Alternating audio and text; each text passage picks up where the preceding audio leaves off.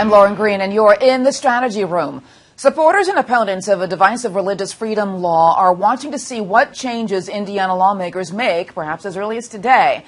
This debate has put Republican Indiana Governor Mike Pence front and center. Once thought to have a shot at a 2016 presidential run, could Pence still make a run for the White House? Well, joining us to discuss is Andrew Downs, director of the Mike Downs Center for Indiana Politics. Welcome, Andy. Thanks for having me. All right, so has Governor Pence taken a political hit with this controversial law? Originally, he did not, I would say, but now he has. Originally, when he was defending it vigorously and going on television and doing interviews talking about how important it was and how there was a misunderstanding, at that time, I think he was probably even galvanizing some support in a place like Iowa or South Carolina among primary voters. But since then, I think presidential aspirations have been dealt a bit of a blow and something that will be very, very difficult to overcome. But what changed, though? Because obviously he was reading the tea leaves as he's doing all those interviews before he actually signed the law. But so what changed? I think part of it is there was such a huge outcry about it. That has surprised just about everybody here, and that may be the biggest issue.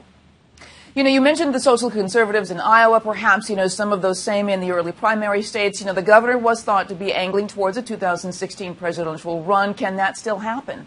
Well, it can always still happen, and I'm sure there will be some folks in those states and other early states who say, yeah, they hope he will, they want him to. He sort of stood up in a way that others did not, and for that matter, other presidential candidates kept saying, we agree with him, and he was able to say he was a leader. But now that he's willing to consider clarifying, which a lot of people are going to consider to be watering down, he's going to run the risk of losing some of that support that he had gained. And in terms of numbers, percentages, what are his approval ratings at this point? We don't poll a whole lot in Indiana. We certainly don't poll frequently enough to see what this has done. Up till now, he's been a pretty popular governor, and I would imagine that his approval ratings in certain parts of the state are still pretty high, but he certainly is taking a hit, and the question is, how long will it take him to recover? All right, now predictions. Does Governor Pence run for president or re-election as governor in 2016? What's your choice? He had started to do some things that made it look like he was running for re-election instead of running for president. He wasn't making some of the appearances that he could have been making throughout the country. He hadn't really put together any sort of staff or committee to do anything outside the state of Indiana. So a lot of people were starting to think, even before this, that this was going to be more of an Indiana focus for him. And given what's happening right now, unless something changes dramatically in the next couple of days, I would imagine that at the end of the session, when he makes his announcement, he's going to announce that he's running for re-election as governor of Indiana. All right. I want to thank you so much, Andy.